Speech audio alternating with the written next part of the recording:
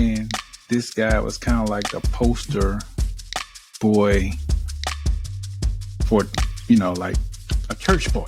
Right. And to hear, that he's made this transition from being, being near a deacon when he was young to being out in the streets and going along with that type of hustle, it's crazy to me. Mm-hmm. Because I remember when this guy was a young guy, again, he was in the higher grades with my older cousins.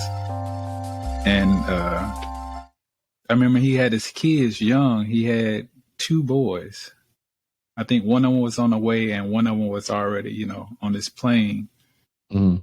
And I remember looking at his kid and looking how much his son looked just like him. I was admiring him, like, dang, dude, you might spit that one out yourself right there. We laughed and joked about it. But to hear now that his 2 sons are both locked up and he's out in the streets, like, some of the things, associates we had back in the day used to do, when we were in high school and, a little bit past that, we had associates who were out there in the streets like that. Yeah. And again, I'm not, saying I'm a church boy or anything like that, but I was not out there in those streets deep like that. I had a lot of associates who were, but thank goodness I chose to take a different path. Right. But again, just hearing about someone in my age bracket doing something like that now it's ridiculous. Mind blowing, to say the least. Yeah, it's crazy. But so let's go ahead and transition to drug addictions, being one of our topics this past year. I'll let you go first. So, drug addiction is a triggering conversation for me. It's a triggering conversation because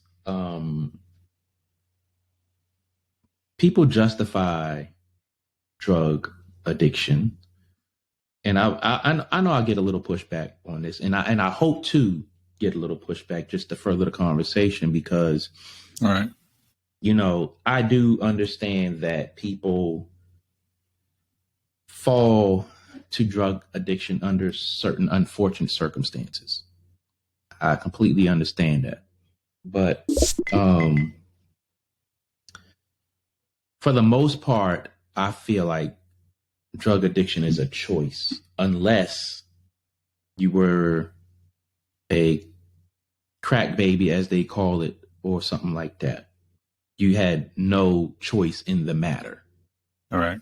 Your mother was using and abusing drugs while you were in the womb. And we all know when you are in your mother's womb, whatever your mother puts in her body goes into yours. So for those individuals, I feel like are that is the definition of a drug addict for me, because they literally have no choice in the matter. No choice. All right. Now, people who happen to get addicted to drugs because they were on a certain prescription or whatever the case may be, I try to hold a neutral ground on that, because I do get, when you're in pain, you want the pain to go away. Right. And if a doctor gives you a prescription, sometimes it's just not working like you want it to, or whatever the case may be. But again, if the bottle says take 1 every 4 hours and you say, oh, damn, I'm in pain, let me pop 2 or 3 right now, you dead ass wrong. Like, you dead wrong, because it said take 1 every 4 hours and you want to pop 2 and 3. Nah, it don't work like that. So, and then there's the people who, because you're not, it's been widely spread and put out, you're not supposed to take other people's prescriptions. So it's like, if you have something going on with you, go see your doctor or a doctor to get what's good for you, instead of you saying, hey, you got some oxy. Oh, I'm in pain and blah blah blah. And next thing you know, you caught up. So I look at that, and then we have a lot of people who self-medicate with recreational drugs, whether it be weed, crack, coke, whatever the case may be. Oh, my back hurt. Let me sniff a line and this, that, and the other. So that's one of those things that I don't struggle with it. It's just a triggering conversation because a lot of people that I know, a lot of people that I've seen who get caught up in this, they have made a choice to go down that path. And, we all know with certain substances, you need more to get that original high or maintain whatever high it is. Or people get to the point to where they are a functioning user or a functioning addict. And it's like, I can't get with it because my thing is this. For me, I've been in pain. I've been in pain for the last, I don't know however many years. And it's like, I either deal with it or I go to my doctor, get physical therapy, or I get these procedures done or whatever the case may be. I'm not out here trying to drink my pain away, smoke my pain away, sniff my pain away, inject my pain away. I don't. I've seen too many of our people, whether it's on TV, in the news, family or friends, that have gone down that dark path and it did not come out good for them.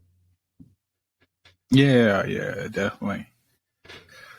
When it comes down to drugs, man, I have so many mixed emotions about it. One side of me is always saying, you choose your own path. Mm-hmm. And then, like you're saying, some kids, while they're in their mother's womb, they have no other choice but to go along with the system that's being administered to them at the time. I watched my grandmother, who's now well into her 80s, go to the doctor and, tell the doctor what's wrong, and they'll prescribe something for her. And she'll take it one time, and if it doesn't feel right to her, she'll stop taking it. After she spent all this money on this damn prescription, she'd be like, nope, this don't feel right to me. And she'll stop taking it. And my father's the same way. Who's, well into his 60s. He just recently, about 2 years. No, I'll take that back. About a year and some change back, he had a knee surgery.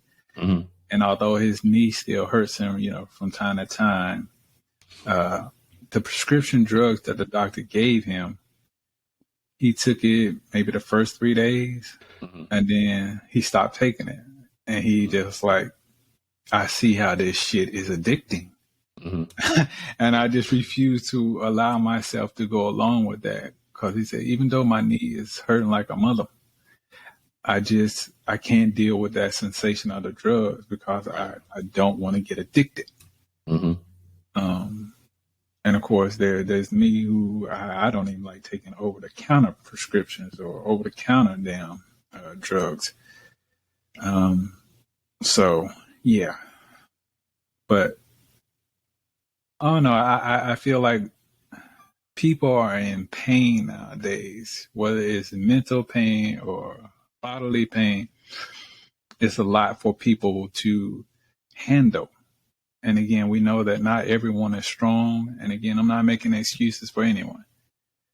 But some people feel like they need the drugs as an escape because they can't deal with the harsh realities of what's going on in their lives right now, which is a real shame because I think the world, again, me speaking personally, it could be such a better place, but we all know that's the ideal world and we live in reality. So when it comes down to the prescriptions, what they prescribe, when they're telling you take one every 3 hours or 4 hours, that's the best advice they can give you. And that's the best advice you can give yourself is follow the prescription by the instructions. And again, when you have people popping one pill, doing it by the book, you're good. But when you got people popping 3 and 4 of them at a time, like they got dang Skittles, then yes, it's definitely going to turn into a problem, because I think what people fail to realize, or some people, is the more you feed into what you think is pain, the higher the concentration of a painkiller or whatever you want to call it is required to meet Mm-hmm. that level. So if you're only supposed to be taking one and you're taking 3 or 4, that 3 and 4 is an overkill. Right. So the next thing you know, that 3 or 4 is not going to be enough. You're going to have to go to like 6 or 7, and so on and so forth. And that's where people really get themselves in trouble, and they get off into the deep end. And unfortunately, some of them can't find their way back. Yeah. Like I have a personal associate of mine who I used to work with, and we were pretty good friends. I'll say that. And unbeknownst to me, this person was doing drugs. I thought this person was a stellar person. Again, from a work point of view, this person was just one of the hardest workers I ever come in contact with. But anyway, behind the scenes, this person was doing drugs, and they